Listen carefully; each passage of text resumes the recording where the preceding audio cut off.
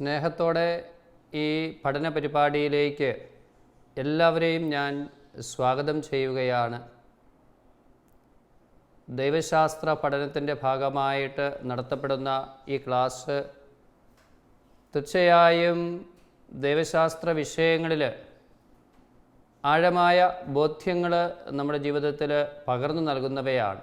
ദൈവശാസ്ത്രത്തിലെ ഒരു പ്രധാന വിഷയമായ സഭാപിതാക്കന്മാരുടെ ദൈവശാസ്ത്രം 2 ക്ലാസ്സുകൾ നമ്മൾ കേട്ടുകഴിഞ്ഞു. തുടർന്ന് ഇന്നത്തെ ക്ലാസ്സിൽ അപ്പസ്തോലിക പിതാക്കന്മാർ അല്ലെങ്കിൽ അപ്പസ്തോലിക സഭാപിതാക്കന്മാരെന്ന് പറയുന്ന വ്യക്തികളെക്കുറിച്ചുള്ള ചില ചിന്തകൾ നിങ്ങളുമായിട്ട് പങ്കുവയ്ക്കുവാനായിട്ട് ആഗ്രഹിക്കുകയാണ്. ഈശോയുടെ കാലഘട്ടത്തിന് ശേഷം അപ്പസ്തോലന്മാരുടെ കാലഘട്ടത്തിൽ അല്ലെങ്കിൽ അവരുടെ തൊട്ട് പിന്തുടർച്ചക്കാരായി വന്ന സഭാപിതാക്കന്മാരെയാണ്, അല്ലെങ്കിൽ 1-ാം നൂറ്റാണ്ടിലും 2-ാം നൂറ്റാണ്ടിൻ്റെ ആരംഭ കാലഘട്ടത്തിലും ജീവിച്ചിരുന്ന ക്രൈസ്തവ സാഹിത്യകാരന്മാരെയാണ് അപ്പസ്തോലിക പിതാക്കന്മാരെന്ന് വിളിക്കുക. അവരുടെ പഠനം അല്ലെങ്കിൽ അവരുടെ ദൈവശാസ്ത്രം ഈ അപ്പസ്തോലന്മാരുടെ ദൈവശാസ്ത്രത്തോട് വളരെ ചേർന്ന് പോകുന്നതാണ്. അതുകൊണ്ടാണ് അവരെ അങ്ങനെ വിളിക്കാനുള്ള കാരണമെന്ന് പറയുക. ആദ്യ കാലഘട്ടങ്ങളിൽ ഈ അപ്പസ്തോലിക പിതാക്കന്മാർ എന്ന ശബ്ദം അല്ലെങ്കിൽ ഈ ഒരു വാക്യം ഉപയോഗിച്ചിരുന്നില്ല. പിന്നീട് 17-ാം നൂറ്റാണ്ടിൽ ഉള്ള ദൈവശാസ്ത്രജ്ഞന്മാരാണ് ഇങ്ങനെ ഒരു പേര് കൊടുത്ത് അപ്പസ്തോലിക പിതാക്കന്മാരെന്ന് ഇവരെ വിളിക്കാനായിട്ട് തുടങ്ങിയത്.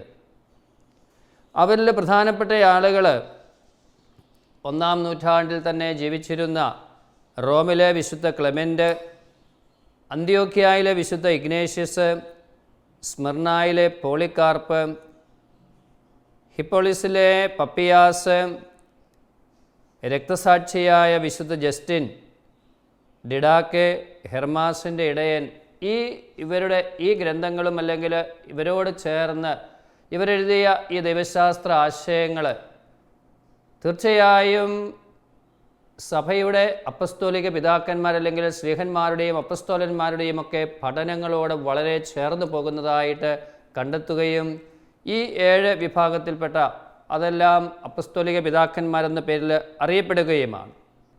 അവർക്ക് ചില പ്രത്യേകതകളുണ്ട്.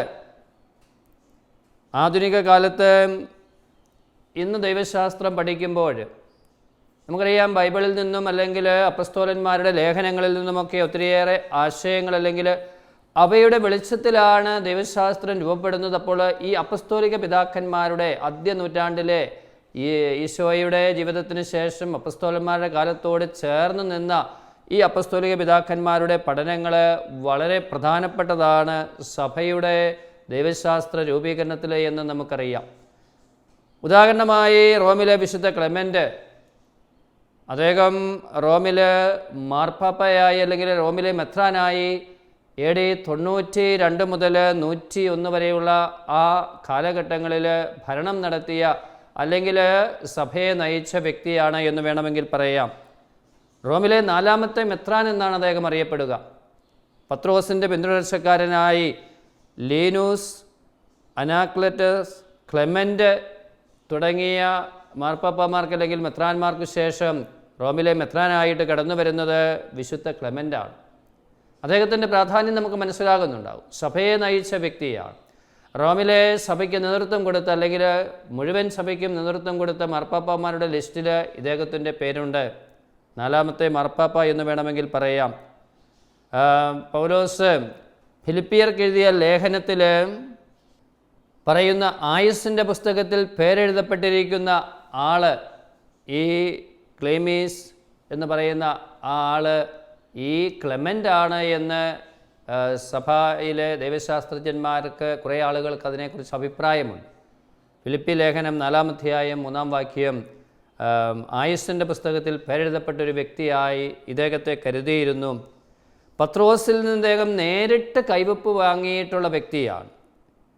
തെർത്തുല്യൻ, ഇർനേവസ് തുടങ്ങിയ സഭാപിതാക്കന്മാർ ഈ കാര്യം രേഖപ്പെടുത്തിയിട്ടുണ്ട്.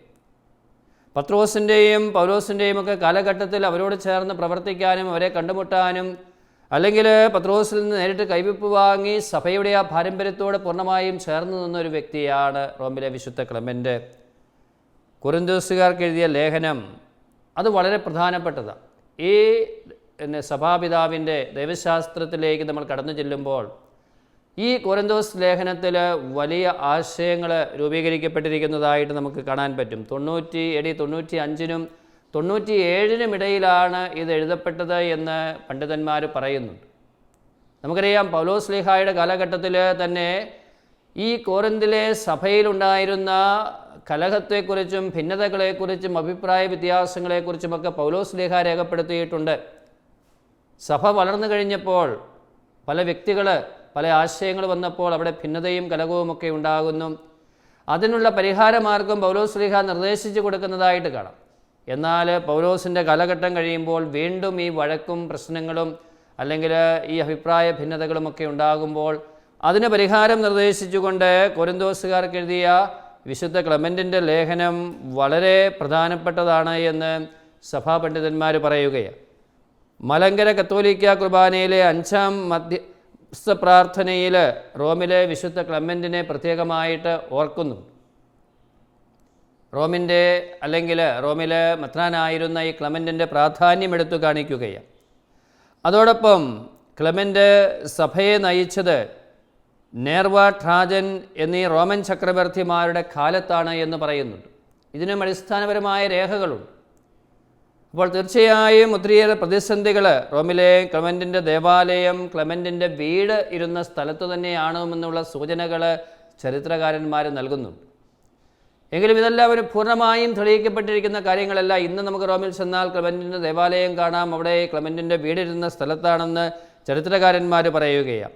ഈ 95-നും 97-നും ഇടയിൽ ഈ ക്ലെമൻറ്റ് എഴുതി എന്ന് പറയുന്ന കൊരിന്തോസുകാർക്ക് എഴുതിയ ലേഖനത്തിലെ പ്രധാനപ്പെട്ട ഭാഗങ്ങൾ ഇദ്ദേഹത്തിൻ്റെ ദൈവശാസ്ത്ര വിഷയങ്ങളായി നമുക്ക് കണക്കാക്കാം. വേദപുസ്തകത്തോടടുത്ത സ്ഥാനം ക്ലെമൻറ്റിൻ്റെ ലേഖനത്തിന് ആദിമസഭ നൽകിയിരുന്നു. വിശുദ്ധ ബൈബിൾ പോലെ, അല്ലെങ്കിൽ സുവിശേഷങ്ങൾ പോലെ, അല്ലെങ്കിൽ മറ്റ് അപ്പസ്തോലന്മാരുടെ ലേഖനങ്ങൾ പോലെ ഈ ക്ലെമൻറ്റിൻ്റെ ലേഖനത്തിനും ആദിമസഭ പ്രാധാന്യം നൽകിയിരുന്നു.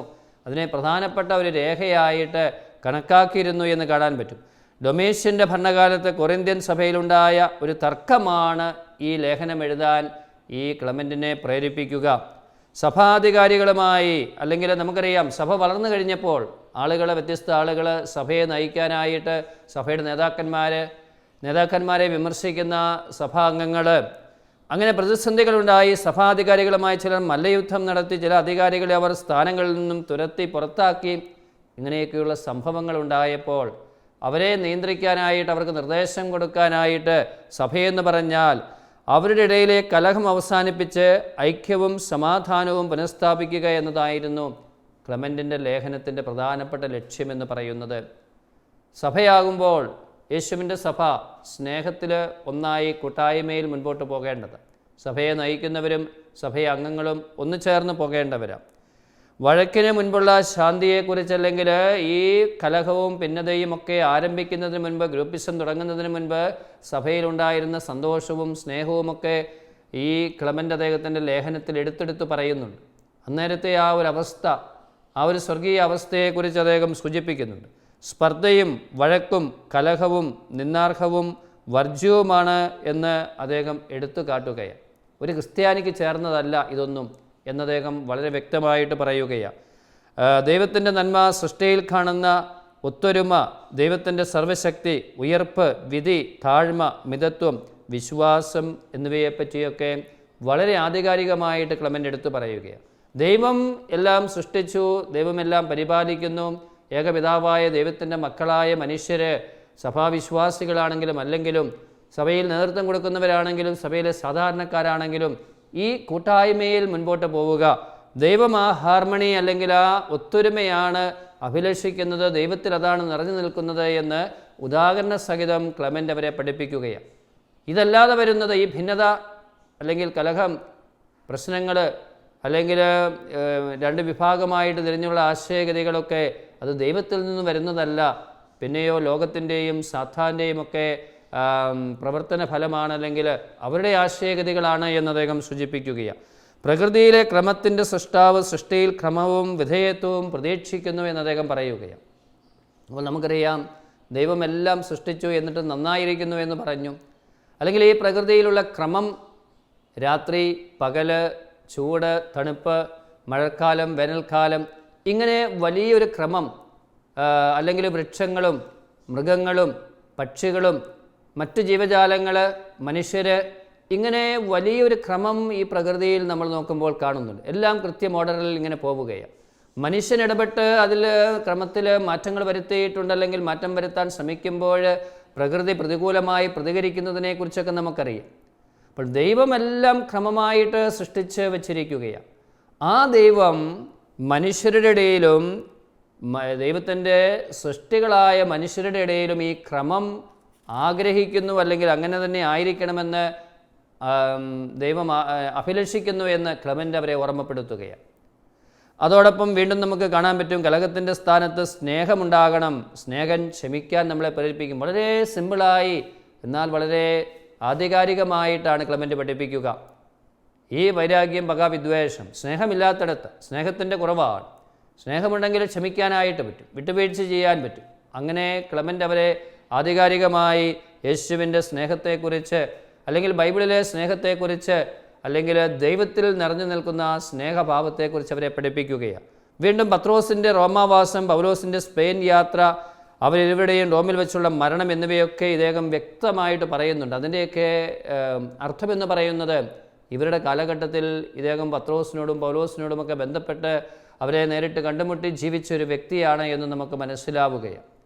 വീണ്ടും നിത്യമായ അസൂയ നിമിത്തം പത്രോസ് ഒന്നോ രണ്ടോ അല്ല അനേകം കഷ്ടതകൾ സഹിച്ചു. അസൂയയാണ് മനുഷ്യരുടെ ഇടയിൽ ഈ കലഹവും ഭിന്നതയും ഉണ്ടാകാൻ കാരണം.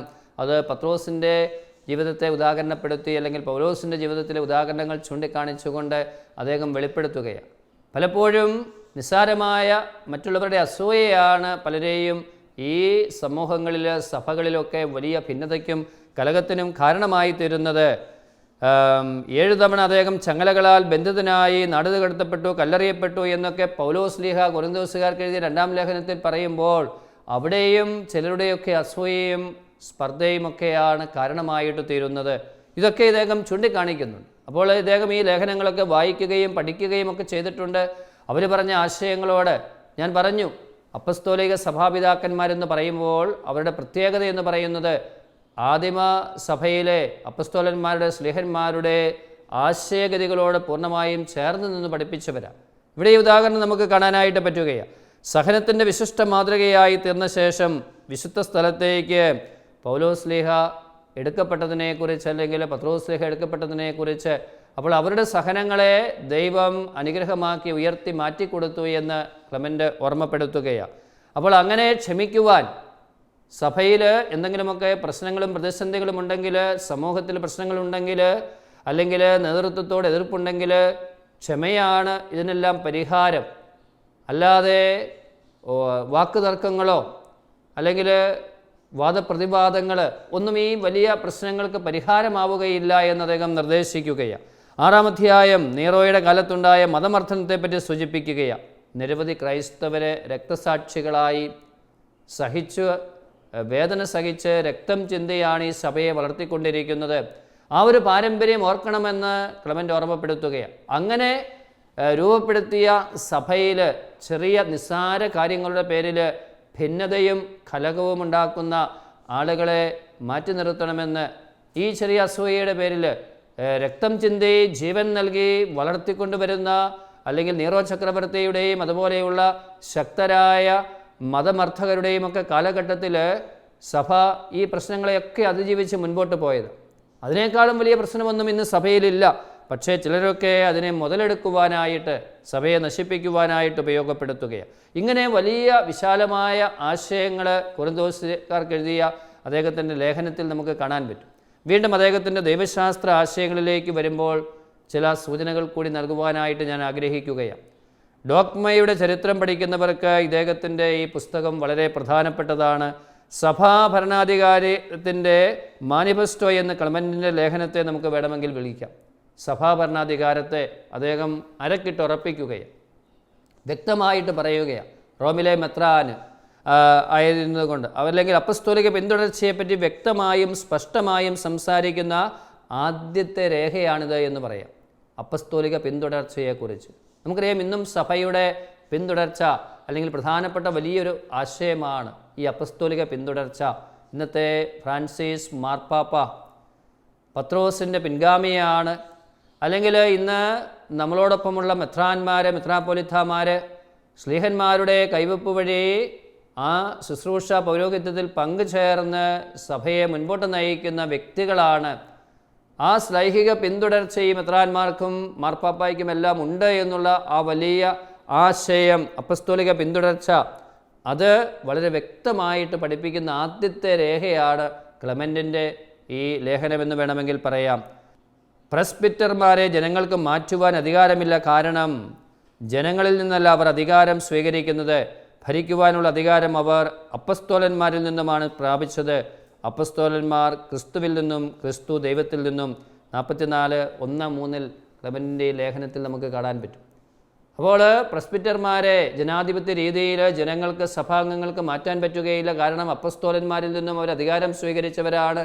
അപ്പസ്തോലന്മാർ യേശുവിൽ നിന്നും, യേശു പിതാവായ ദൈവത്തിൽ നിന്നും വന്നതാണ് എന്ന് ക്ലെമൻറ്റ് സൂചിപ്പിച്ചു വെച്ചിരിക്കുകയാണ്. അപ്പോൾ സഭയിലെ ഈ അധികാരമെന്ന് പറയുന്നത്, അപ്പോൾ അതിനെക്കുറിച്ചുള്ള ആദ്യത്തെ ഒരു രേഖയാണ് എന്ന് പറയും.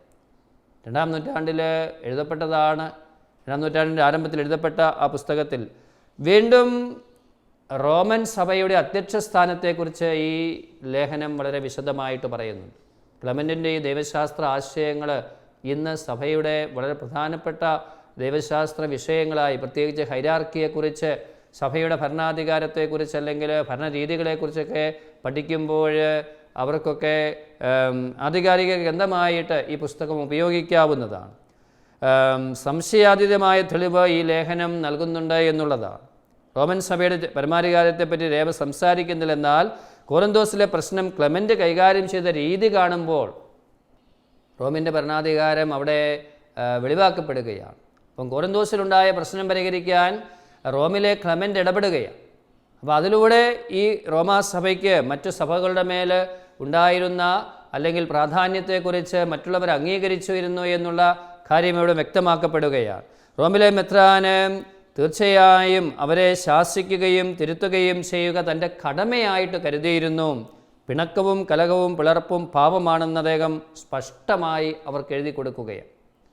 റോമിലെ മെത്രാൻ തൻ്റെ കടമയെ ഉത്തരവാദിത്വമായിട്ട് അത് ഏറ്റെടുത്ത് അടുത്തുള്ള സഭയിൽ അല്ലെങ്കിൽ കോറിന്തോസ് എന്ന് പറയുന്ന സഭയിലുണ്ടായ കലഹം തീർക്കാനായിട്ട് ശ്രമിക്കുന്നതായിട്ട് കാണാൻ പറ്റും.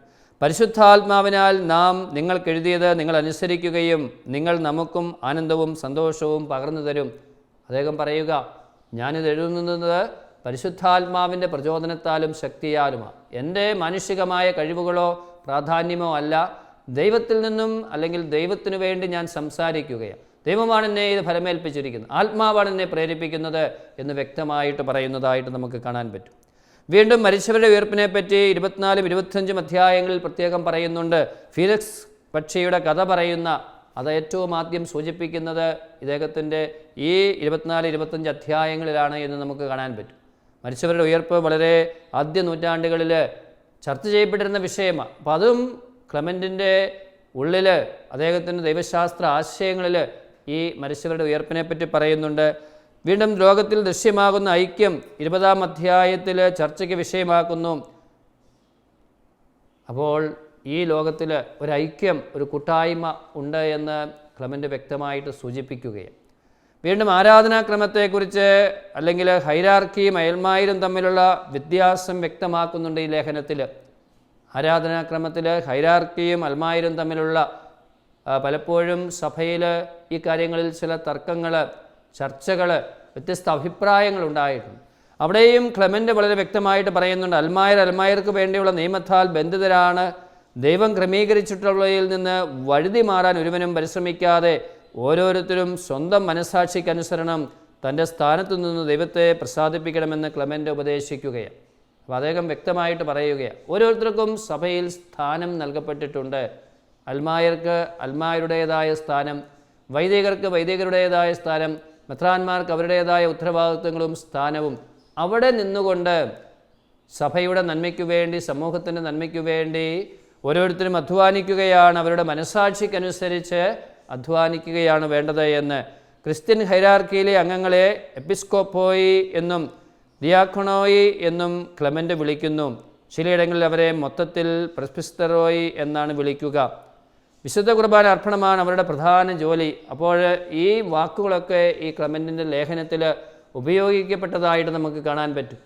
ശുശ്രൂഷയെക്കുറിച്ച് അല്ലെങ്കിൽ പൗരോഹിത്യത്തെക്കുറിച്ചുള്ള ചിന്തകൾ പ്രെസ്ബിറ്ററോയി, ഡിയാക്കണോയി എന്നീ വാക്കുകളൊക്കെ ഉപയോഗിക്കുമ്പോൾ നമുക്ക് ലഭ്യമാകുന്നത് ആദ്യ നൂറ്റാണ്ടിൽ തന്നെ ക്ലെമൻ്റ് ഈ കാര്യങ്ങളൊക്കെ എഴുതി വച്ചിട്ടുണ്ട് എന്നുള്ളത് വളരെ പ്രധാനപ്പെട്ടത്. അവസാന ഭാഗത്തുള്ള പ്രാർത്ഥന റോമൻ സഭയ്ക്ക് എല്ലാവിധ ഐശ്വര്യവും ലഭ്യമാകണമെന്ന് അദ്ദേഹം അവിടെ പറഞ്ഞു വച്ചിരിക്കുകയാണ്. അപ്പോൾ അദ്ദേഹം ഈ ലേഖനം സമഗ്രമായി ഈ ലേഖനത്തിൽ വ്യത്യസ്തങ്ങളായ ആശയങ്ങൾ ഉൾച്ചേർത്തിരിക്കുന്നതായിട്ട് നമുക്ക് കണ്ടെത്താനായിട്ട് പറ്റുകയാണ്.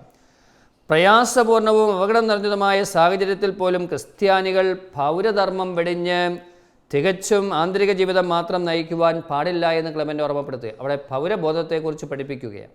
നമുക്കറിയാം, സഭയുടെ ആദ്യ കാലഘട്ടങ്ങളിൽ ക്രിസ്ത്യാനികളെ വെറുക്കപ്പെട്ടവരായിട്ടല്ലെങ്കിൽ സമൂഹത്തിൽ, രാജ്യത്ത് അവരെ പിന്തള്ളുകയും ഒത്തിരി കാലം അവർ ഒളിച്ച് ജീവിക്കുകയും രഹസ്യ ജീവിതമൊക്കെ നയിക്കുകയും ചെയ്ത കാലഘട്ടമുണ്ട്. അപ്പോൾ ക്ലെമൻ്റ് വളരെ വിശാലമായി ചിന്തിച്ച് അവരോട് പറയുകയാണ്, എന്തൊക്കെ പ്രതിസന്ധികൾ ഉണ്ടായാലും മതമർദ്ദനങ്ങൾ ഉണ്ടായാലും നിങ്ങളിങ്ങനെ ഒതുങ്ങി ജീവിക്കാൻ പാടില്ല, പൗരബോധം മറക്കാൻ പാടില്ല. സഭയിലെ അംഗമാണ്, യേശുവിൻ്റെ അനുയായിയാണ്, രക്തസാക്ഷിത്വം വഹിക്കാൻ തയ്യാറാണെന്നൊക്കെ പറയുമ്പോൾ പോലും ഒരു ഭരണാധികാരിയെ നശിപ്പിക്കാൻ അല്ലെങ്കിൽ തകർക്കാൻ അല്ലെങ്കിൽ ഒരു ഭരണകൂടത്തെ തകർക്കാൻ ക്രിസ്ത്യാനികൾ കൂട്ടുനിൽക്കാൻ പാടില്ല എന്ന് പ്രത്യേകം ഓർമ്മപ്പെടുത്തുകയാണ്.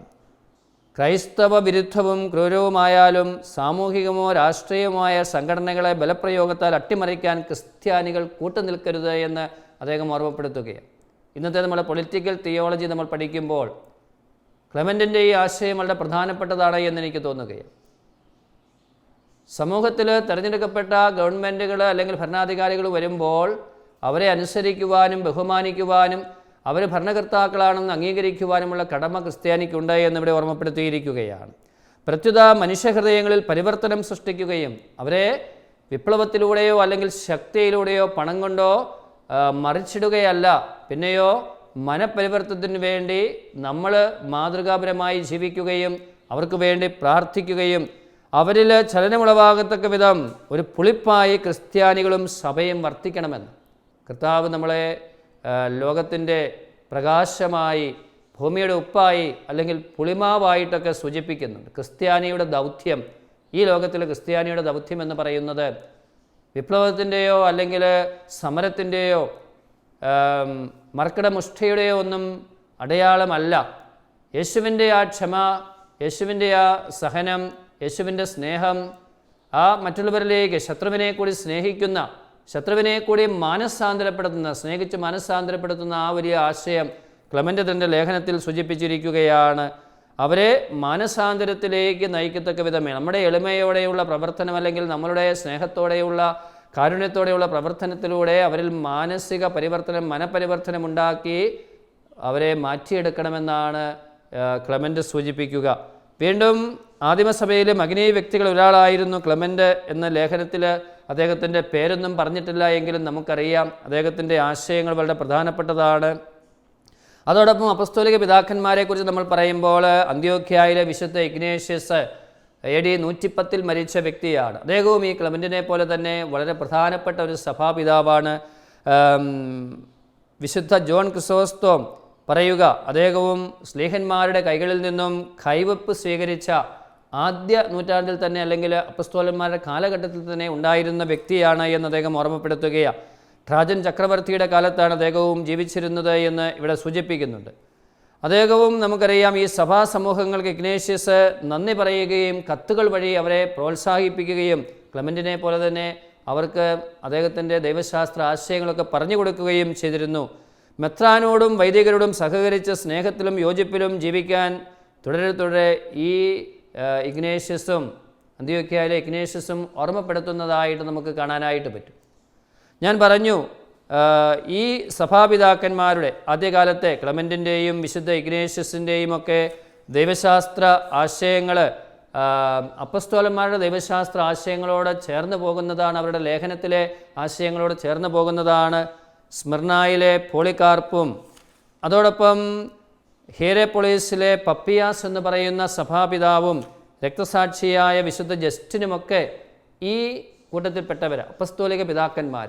അവരുടെ ഈ പഠനങ്ങൾ ക്രിസ്തുവിൻ്റെയും അപ്പസ്തോലന്മാരുടെയും പഠനങ്ങളോട് വളരെ ചേർന്ന് പോകുന്നത് കൊണ്ട് അവരെ അപ്പസ്തോലിക പിതാക്കന്മാരെന്ന് സഭ വിളിക്കുകയാണ്.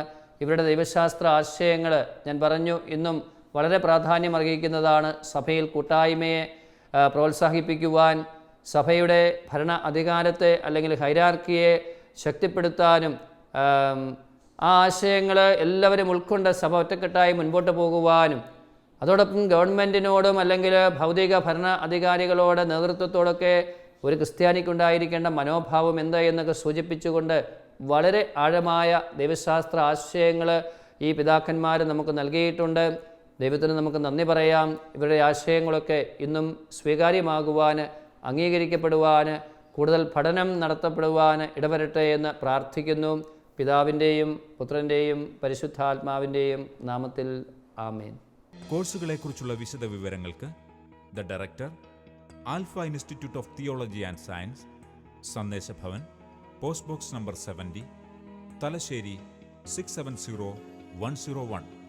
Telephone 0490 2344 2343 email alfits@gmail.com. Website www.alphathalassery.com. ഈ പ്രോഗ്രാമിനെ കുറിച്ചുള്ള അഭിപ്രായങ്ങളും നിർദ്ദേശങ്ങളും ഞങ്ങളെ അറിയിക്കുക. വിലാസം: the producer, Theologia, Shalom television, Peruvannamuzhi PO, Kozhikode 673-528. Phone 0496 266 4600.